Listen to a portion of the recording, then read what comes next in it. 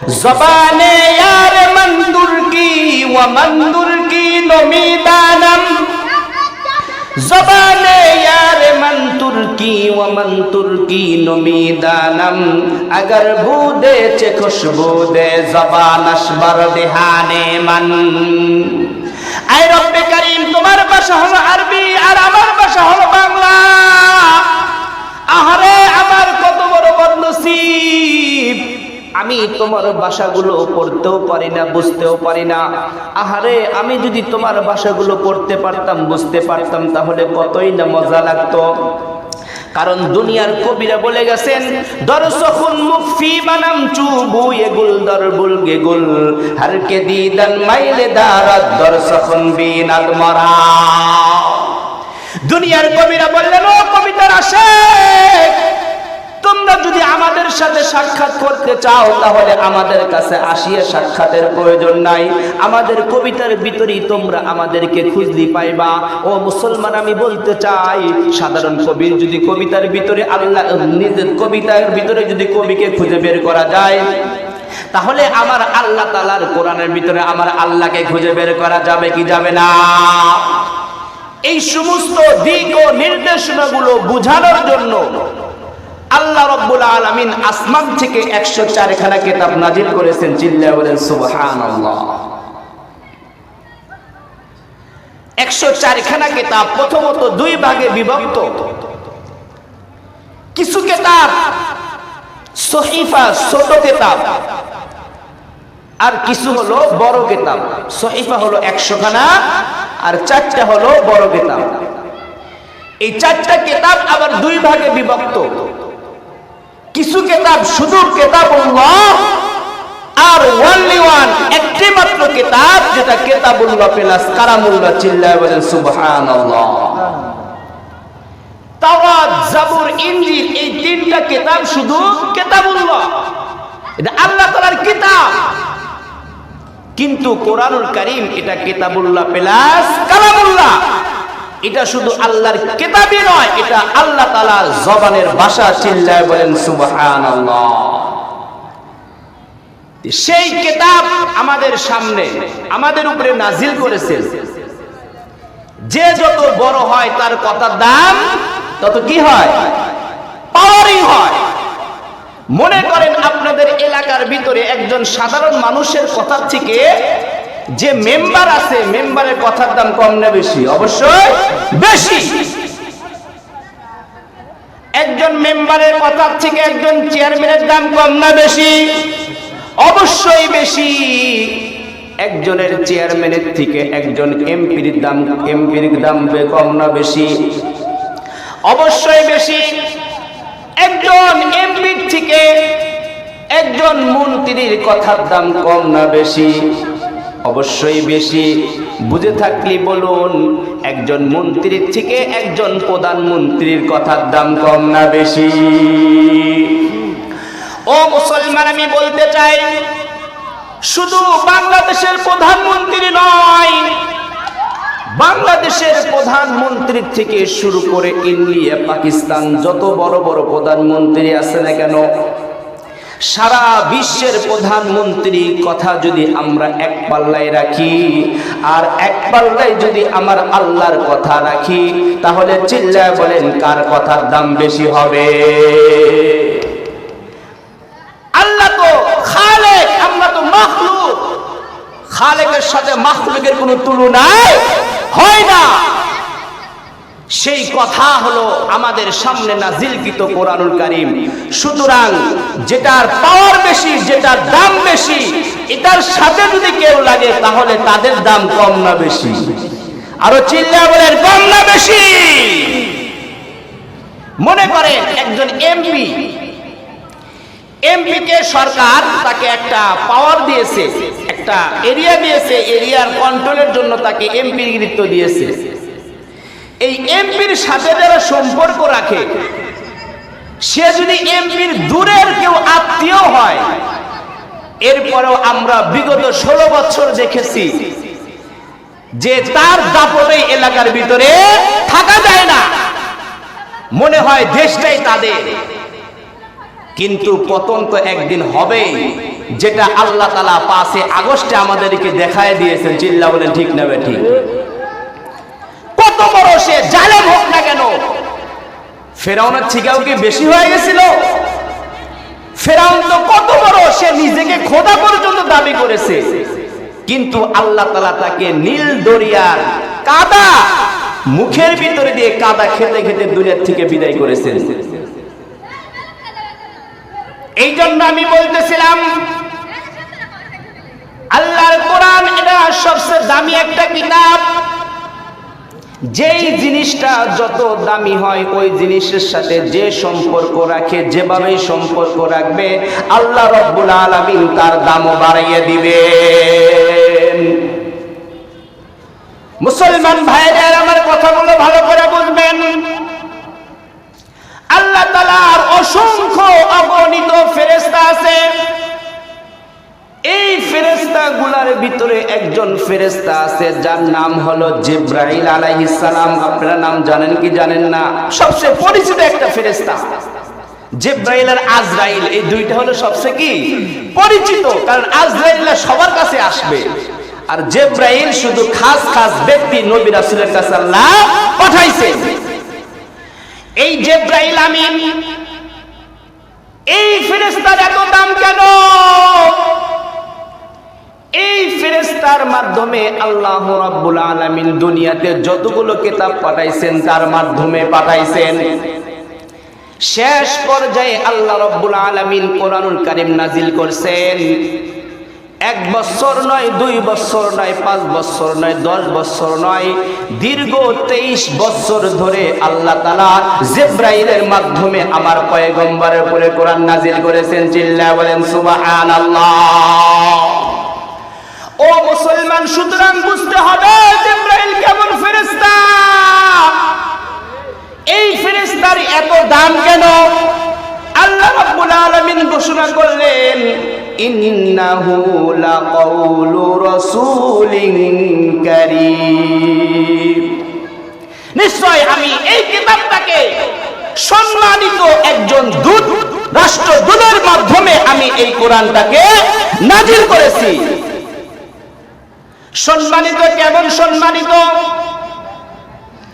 আমাদের ভিতরে যেই সমস্ত ওলামায়ে কেরাম, বুজুর্গ ওলামায়ে কেরাম যারা সম্মানিত হয় তাদেরকে আমরা দেখেছি তারা একটু নরম হয়ে যায় বয়সের কারণে। শেষ বয়সে তারা হুইল চেয়ারের উপরে চলে। চিল্লা বলেন ঠিক না ঠিক? হযরত আল্লামা আহমদ শফী রাহমাতুল্লাহি আলাইহি দেখেছি শেষ বয়সে হুইল চেয়ারের উপরে রয়েছেন। সুতরাং বোঝা গেল যারা সম্মানিত হয় তারা একটু দুর্বল হয়। আল্লাহ ঘোষণা করলেন সম্মানিত ফেরেশতার মাধ্যমে আমি কোরআন নাজিল করেছি। সুতরাং তোমরা এই কথা বুঝো না যে আমার জিবরাইল দুর্বল হয়ে গেছে। জিবরাইলের বায়োডাটা আল্লাহ কোরআনুল কারীমে ঘোষণা করে দিয়েছেন। কেমন জিবরাইলের মাধ্যমে আল্লাহ কোরআন নাজিল করলেন? আল্লাহ রাব্বুল আলামিন সুন্দর করে ঘোষণা করে দিলেন দি কুওয়াতিন ইনদা দিল আরশি মাকিন।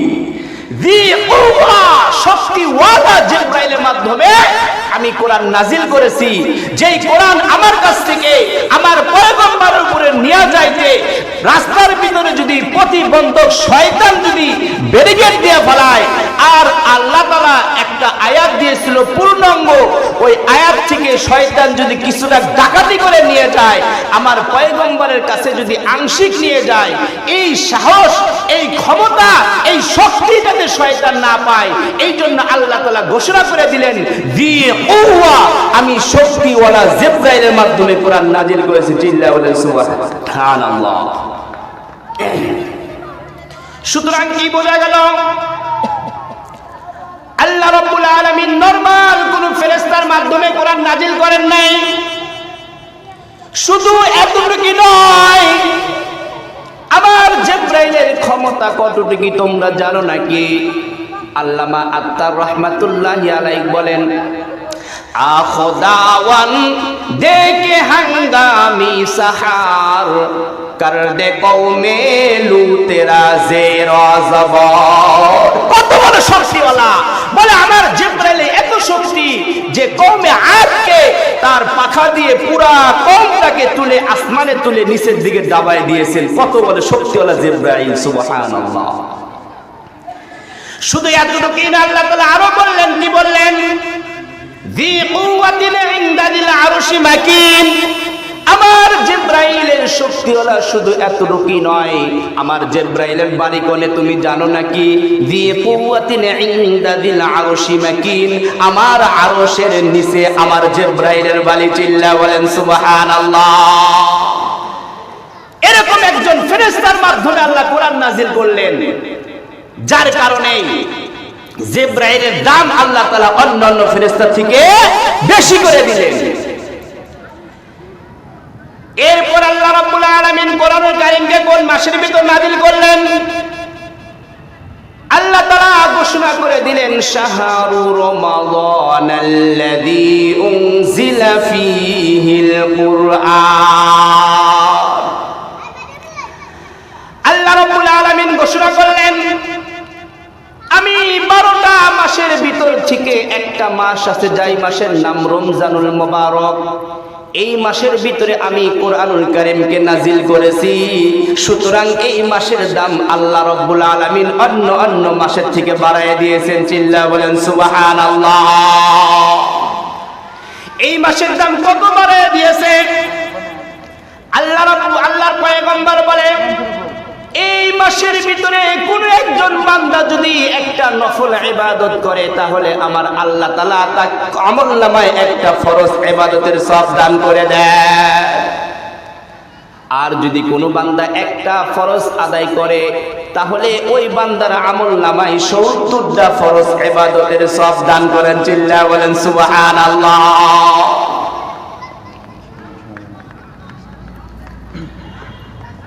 এই জন্য রমজান মাসের দামও আল্লাহ বাড়িয়ে দিয়েছেন। এরপর আল্লাহ রাব্বুল আলামিন কোন রাত্রিতে নাযিল করছেন? ইন্না আনজালনাহু ফি লাইলাতিল কদর ওয়া মা আদরাকা মা লাইলাতুল কদর লাইলাতুল কদরি খায়রুম মিন আলফি শাহর। চিল্লা বলেন সুবহানাল্লাহ। আল্লাহ রাব্বুল আলামিন যেই রাত্রিতে কোরআনুল কারীম নাজিল করলেন, এই রাত্রিটার দামও আল্লাহ তাআলা বাড়িয়ে দিলেন। কত বাড়িয়ে দিলেন? আল্লাহ রাব্বুল আলামিন সূরা কদরের ভিতরে ঘোষণা করে দিলেন, এটা এমন একটি রাত্রি যেই রাত্রিটা 1000 মাসের থেকেও উত্তম। চিল্লা বলেন সুবহানাল্লাহ। তাহলে কত গুরুত্বপূর্ণ, কত দামি এই রাত। কি জন্য? কারণ এই রাতে আল্লাহ কোরআন নাজিল করছেন। এই জন্য মুসলমান বন্ধুরা আমার কথাগুলো ভালো করে বুঝবেন। তাহলে কি বোঝা গেল? জিবরাইল আমিনের মাধ্যমে কোরআন নাজিল হওয়ার কারণে জিবরাইলের দাম বেড়ে গেল। রমজান মাসে কোরআন নাজিল হওয়ার কারণে রমজানের দাম বেড়ে গেল। কদরের রাত্রিতে কোরআন নাজিল হওয়ার কারণে কদরের দাম বেড়ে গেল। মক্কাতুল মুকাররমায় কোরআন নাজিল হওয়ার কারণে মক্কাতুল মুকাররমার দাম বেড়ে গেল।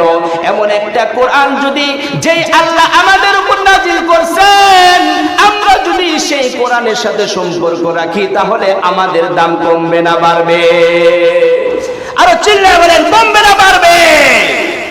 অবশ্যই বাড়বে। কারণ কোরআন সম্মানিত, এর সাথে যে যেভাবে সম্পর্ক রাখবে তার দামও বেড়ে যাবে। এই জন্য আল্লাহ রাব্বুল আলামিন বললেন,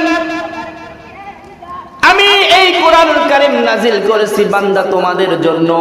ইন্না আরাজনাল আমানাতা আলাস সামাওয়াতি ওয়াল আরদি ওয়াল জিবাল ফাআবাইনা আন ইয়াহমিলাহা ওয়া আশফাকনা মিনহা ওয়া হামালাহাল ইনসান ইন্নাহু কানা যালুমান জাহুলা।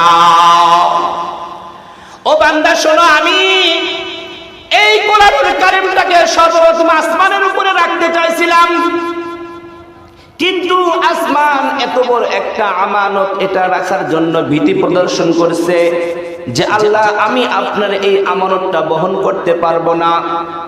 এরপরে আল্লাহ রাব্বুল আলামিন জমিনের উপর রাখতে চাইছিলেন, কিন্তু জমিনও একই অ্যানসার দিয়েছিলেন। এরপরে আল্লাহ তাআলা পাহাড় পর্বতমালার উপরে রাখতে চাইছিলেন, পাহাড় পর্বতমালাগুলো একই অ্যানসার দিয়েছেন। শেষ পর্যায়ে আল্লাহ রাব্বুল আলামিন এই কোরআনুল কারীমটাকে যঈফ দুর্বল মানুষের উপর নাজিল করেছেন। চিল্লায়া বলেন সুবহানাল্লাহ। কি জন্য? বলে মানুষের দাম বাড়ানোর জন্য। সুবহানাল্লাহ। কোরআনুল কারীম যখন নাজিল হয় যেই জায়গার ভিতরে, ওই সময়টা ছিল আয়ামে জাহেলিয়াতের যুগ, যেই সময়টা বর্বরতার যুগ। ইতিহাসের পাতায় এমন বর্বরতার যুগ আর পৃথিবীর কোনো সময় ছিল না। এই অন্ধকারের যুগের সময় আল্লাহ তাআলা আল্লাহর পয়গম্বরকে পাঠাইলেন এবং আমার পয়গম্বরের উপরে এমন একটা কষ্টি পাথর কোরআনুল কারীম নাজিল করলেন, যারাই এই কোরআনের পরশে আসছে তাদেরকে আল্লাহ তাআলা স্বর্ণের যুগে বানিয়ে দিয়েছেন। চিল্লায়া বলেন সুবহানাল্লাহ। তাদেরকে আল্লাহ তাআলা স্বর্ণের যুগের মানুষ বানিয়ে দিয়েছেন। যারা এই কোরআনের সাথে যেভাবে সম্পর্ক রাখছে আল্লাহ তাআলা তাদের সেভাবে দাম কি করে দিয়েছেন, বাড়িয়ে দিয়েছেন। তাহলে বোঝা গেল কোরআনের সাথে সম্পর্ক রাখার দরকার আছে না নাই? অবশ্যই কোরআনের সাথে সম্পর্ক রাখতে হবে। কোরআন যেখানে পড়া হয়, যে সমস্ত মাদ্রাসাগুলো আছে, এই মাদ্রাসাগুলোর সাথে সম্পর্ক রাখতে হবে। মুসলমান ভাইরা আমার কথাগুলো ভালো করে বুঝবেন। আমি আপনাদের সামনে যে হাদিসখানা পাঠ করেছি, হাদিসের ভিতর আমার পয়গম্বর বলতেছেন, মান সালাকা তরিকান ইয়ালতামিসু ফীহি ইলমান সাহালাল্লাহু বিহি তরিকান ইলাল জান্নাহ। যদি কোনো বান্দা কোরআনুল কারীম এখন পর্যন্ত শেখে নাই, তবে সে কোরআনুল কারীম শিক্ষা করার জন্য বাড়ির থেকে বের হয়েছে, আমার পয়গম্বর বললেন কোন বান্দা যদি কোরআন শেখার জন্য কোন একটা রাস্তা অতিক্রম করলো, তাহলে আল্লাহ রাব্বুল আলামিন তার জন্য জান্নাতের রাস্তা সহজ করে দিল। চিল্লায়া বলেন সুবহানাল্লাহ। এখন পর্যন্ত সে মাদ্রাসায় যায় না, তার সম্মান বাড়া কি হয়েছে, শুরু হয়ে গেছে। একবার ইমাম গাজ্জালী রাহমাতুল্লাহি আলাইহি তার ছোটবেলার একটা ঘটনা। একদিন ক্লাসের ভিতরে ইমাম গাজ্জালী রাহমাতুল্লাহি আলাইহি আসতে অনেক দেরি হইতেছে। ক্লাস শেষে ওস্তাদ জিজ্ঞাসা করতেছে, ও গাজ্জালী তোমার আসতে এত দেরি হইল কেন? ইমাম গাজ্জালী রাহমাতুল্লাহি আলাইহি বলেন, ওগো হুজুর, আমি যখন আমার বাড়ি থেকে বের হইলাম, আমি রাস্তায় যখনই পা ফালাই সাথে সাথে বিজলির মতো কি যেন চমকে ওঠে। এরপরে আবার যখন পা ফালাই আবার কেন যেন বিজলির মতো আগুন চমকে ওঠে।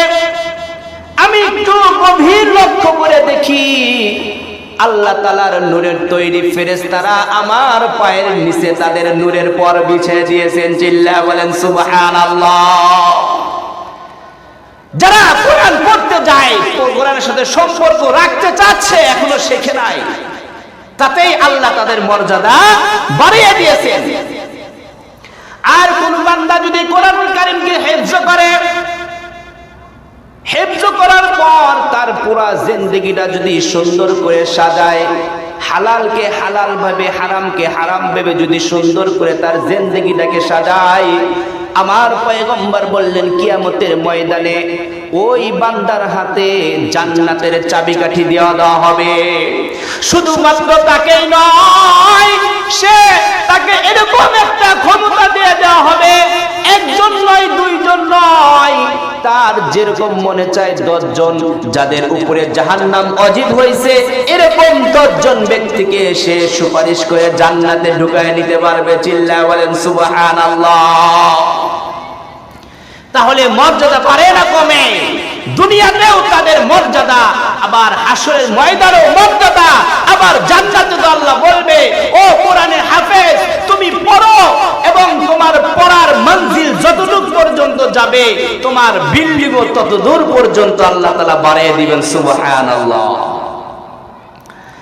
মুসলমান ভাইরা আমার কথাগুলো দিলে বুঝবেন। আরেক একজন ব্যক্তি ছিল, সে কোরআনুল কারীম পড়তেও জানে না, কিন্তু সে আবেগ আপ্লুতি পূর্ণ হয়ে কোরআনুল কারীমটা ধরতো আর বুকে লাগাইতো, মাথায় লাগাইতো, চুমা খাইতো আর আবেগ আপ্লুতি হয়ে কবিতা পড়ে কানতো আর বলতো